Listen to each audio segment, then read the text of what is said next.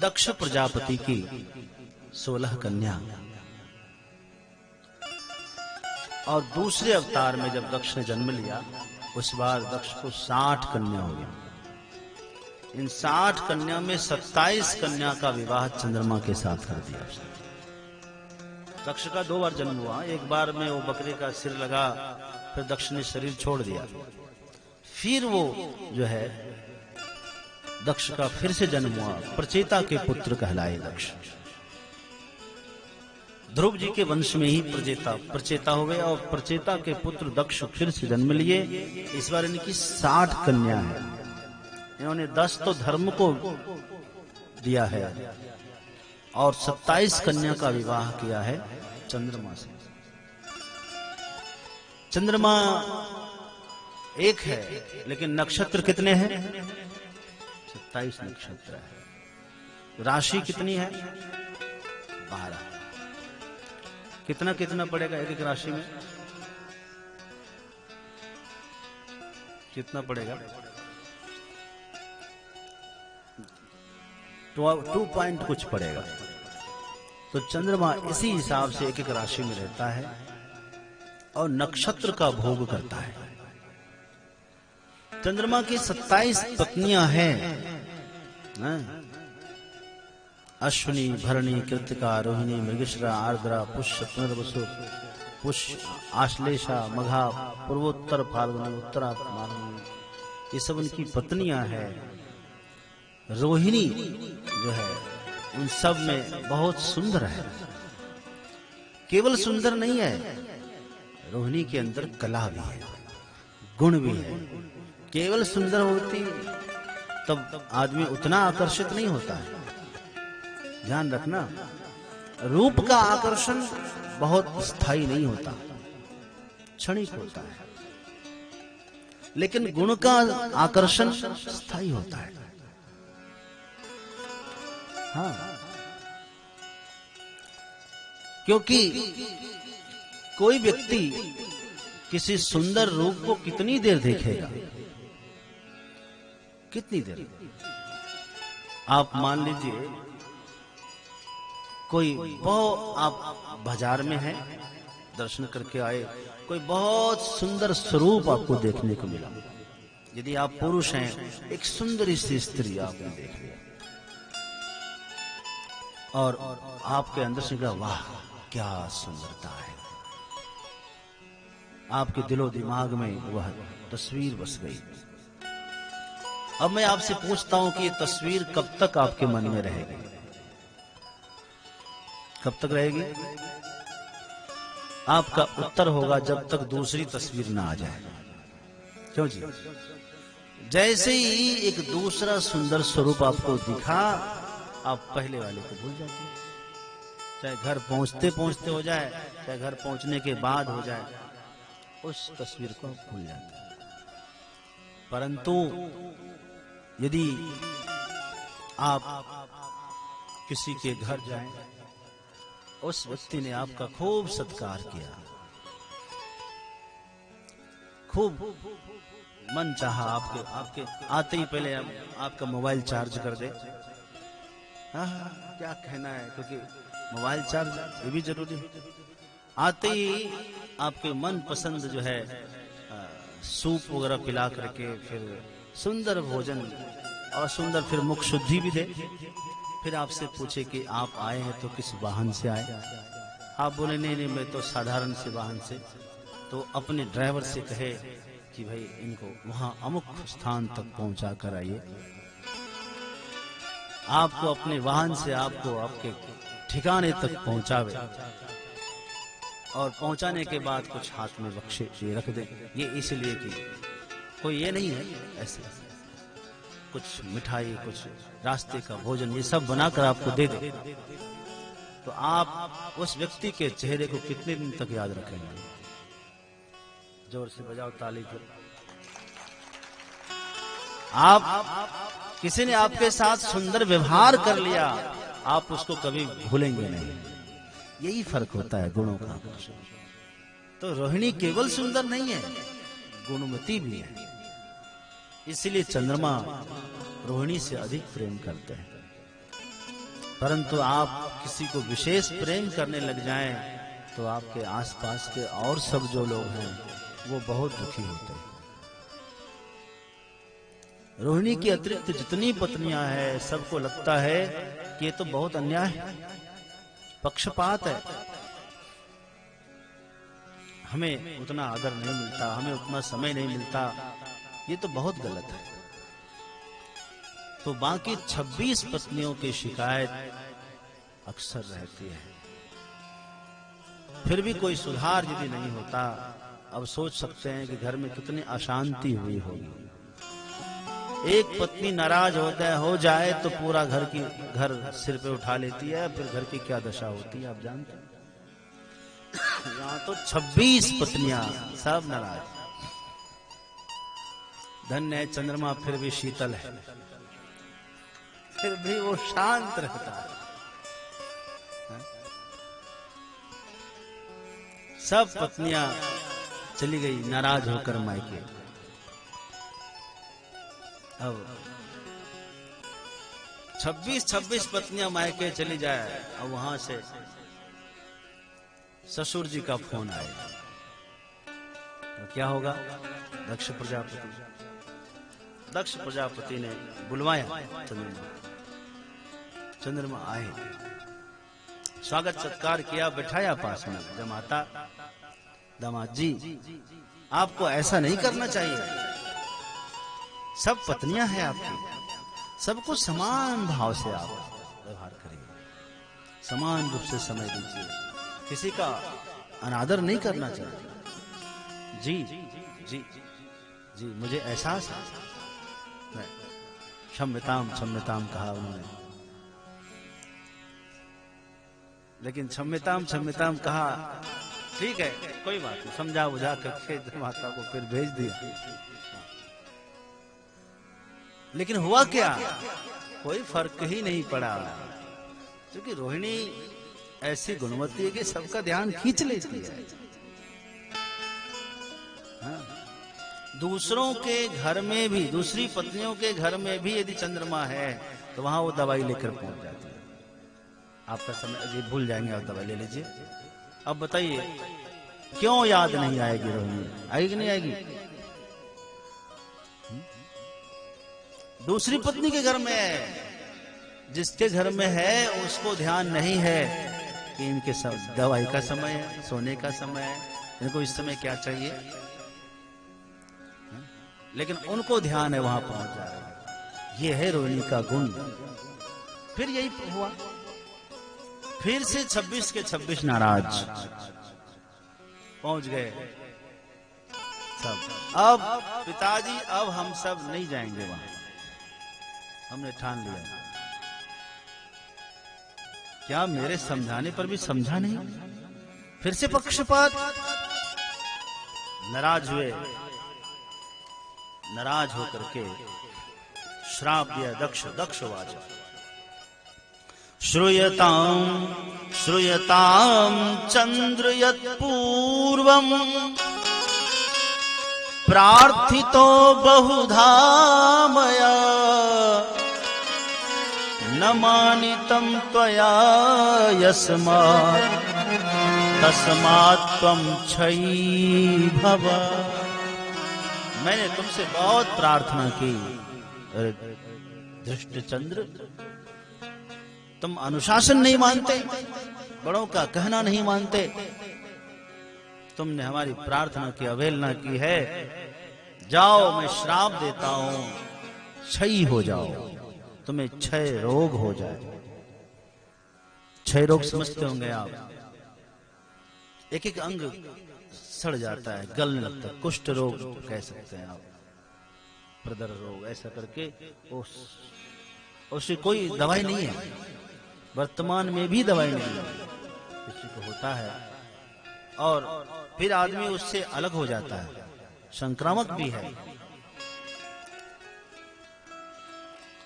तो इस क्षय रोग का कोई इलाज नहीं है। ऐसा श्राप जब दिया तो हाहाकार मच गया चंद्रलोक में। चंद्रमा बहुत चिंतित हुए, हाय अब क्या करूं। चंद्रमा बहुत दुखी हुआ। एक रूप से चंद्रमा आकाश में है, हाँ बंधुओं, एक रूप उसका दूसरा है।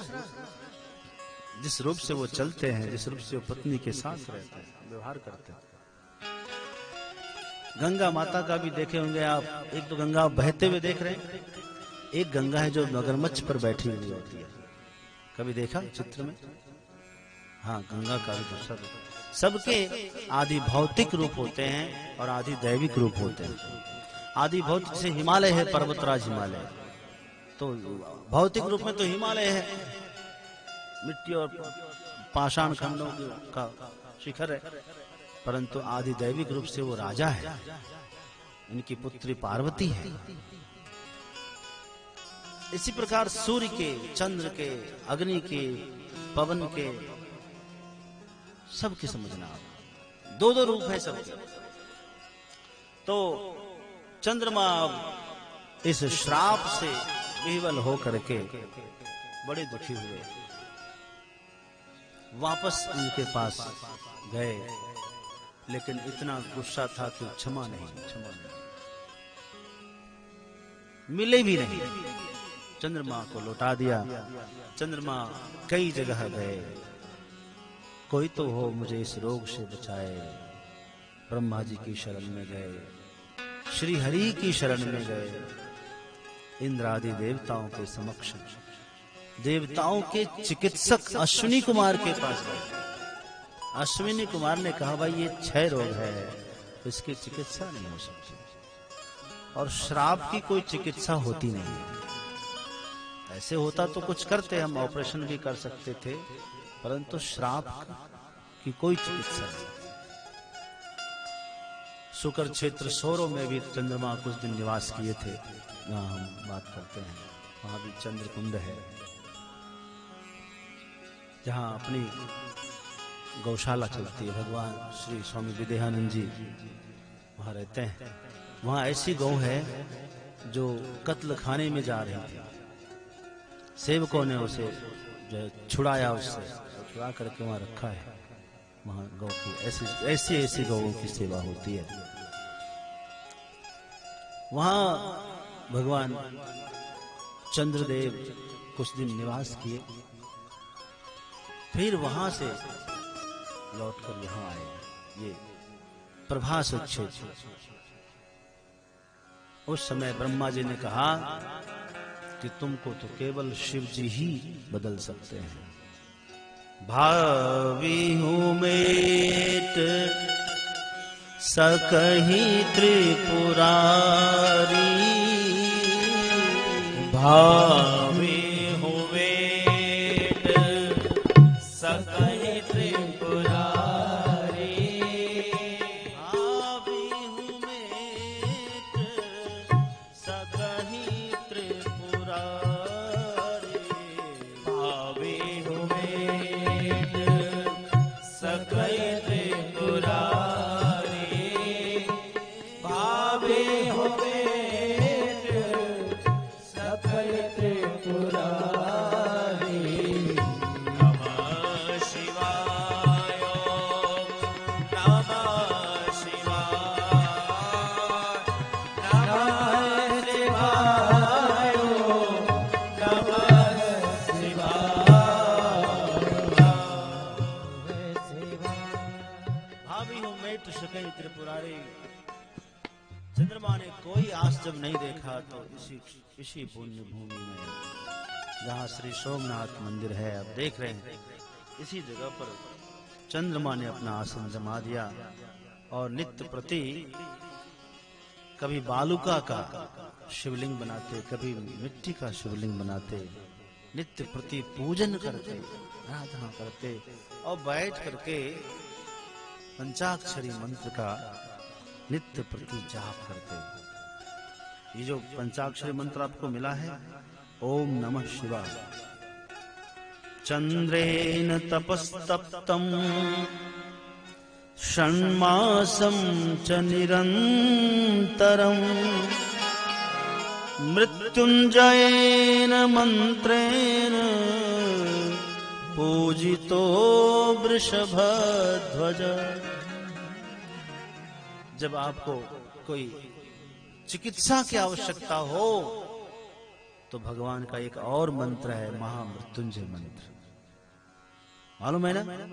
त्र्यंबकम यजामहे सुगंधिम पुष्टिवर्धनम उर्वारुकमिव बंधना मृत्योर्मुक्षीयमामृता। यह है मृत्युंजय मंत्र। जिसमें आप संपुट लगाते हैं तो ये महामृत्युंजय हो जाता है। ओम ह्रौम ओम जुंसा भूर्भुवस्वः त्र्यंबकं यजामहे सुगंधिं पुष्टिवर्धनम् उर्वारुकमिव बन्धनान् मृत्योर्मुक्षीयमामृतात् भूर्भुवस्वः रौम जुंस रौम ओम। ये पूरा हुआ संपूर्ण संपुट मंत्र। इस मंत्र का चंद्रमा ने 10 कोटिमितम मंत्रम 10 करोड़ जप किया है। अब आप समझ लीजिए कितना वक्त लगाया होगा। 6 मास तक तो ओम नमः शिवाय किया है, उसके बाद 10 करोड़ इस मृत्युंजय मंत्र का, महामृत्युंजय मंत्र का जप किया है। ध्यात्वा मृत्युंजयं मंत्रम तस्थो निश्चल मानसः। समाधिस्थ हो गए। 10 करोड़ मंत्र जब हुआ तब तक में तो समाधि लग गई। चंद्रमा ने 10 करोड़ मंत्र का जाप किया है। भगवान सदाशिव इतने प्रसन्न हुए। वरम वृणीष्व भद्रम ते मनसा यत् समीप्सितम् प्रसन्नोऽहं शशिं सर्वं दास्ये वरमनुत्तमम्। हे चंद्र, मैं बहुत प्रसन्न हूं। समुद्र की तरफ मुख है चंद्रमा का, और शिव जी का मुख चंद्रमा की ओर आकाश में प्रकट हुए हैं। बिल्कुल नीलांबुज श्यामल कोमलांगम। पूरे आकाश में नीलिमा है। उन बादलों में भगवान से प्रकट हुए और आशीर्वाद दे। चंद्र, आंखें खोलो। वरम वृणीष्व भद्रम ते। वर मांगो। महादेव महादेव। धरती में लेट कर चंद्रमा ने प्रणाम किया है। आज मेरी तपस्या परिपूर्ण हुई, जीवन सफल हो गया। आज मेरी साधना में सिद्धि मिल गई। भगवान महादेव जहां आते हैं वहां अन्य देवों को बुलाना नहीं पड़ता, स्वयं चले आते हैं। महादेव आए देख करके पूरे आकाश में देवताओं की लाइन लगी है। सबने पुष्प वर्षण किया है। कहो क्या चाहिए?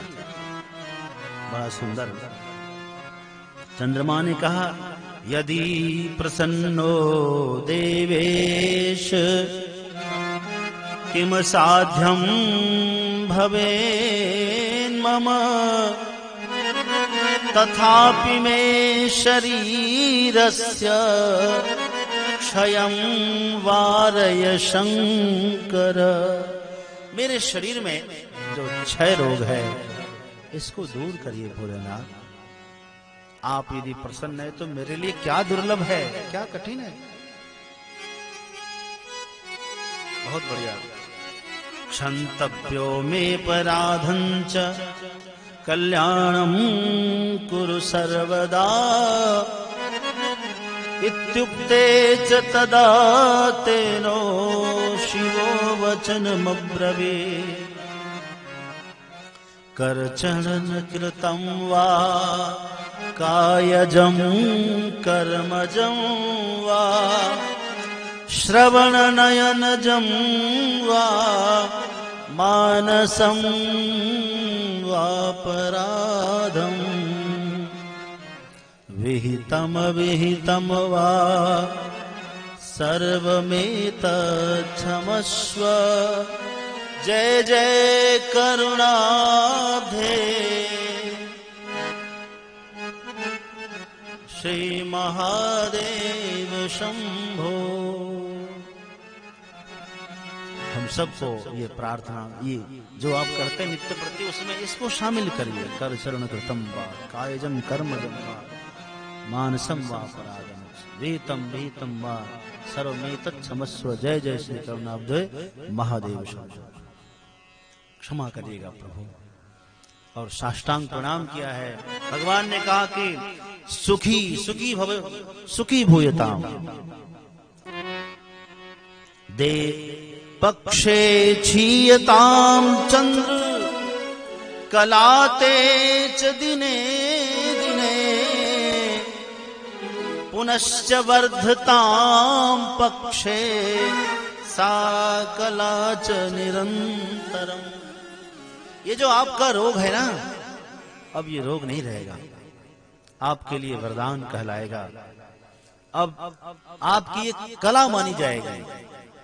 आप एक पक्ष में क्षीण होंगे, दूसरे पक्ष में परिपूर्ण होंगे। आपकी एक कला नहीं 16 कलाएं कहलाएंगी।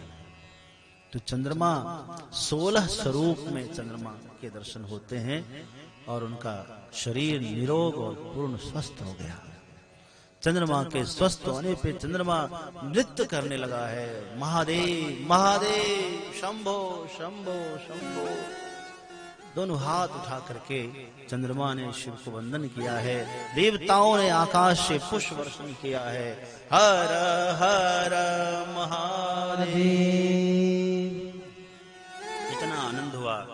देवताओं ने कहा कि देव देव महादेव परमेश नमोस्तुते उमया सहित शंभो स्वामिन्नत्र स्थिरो भव।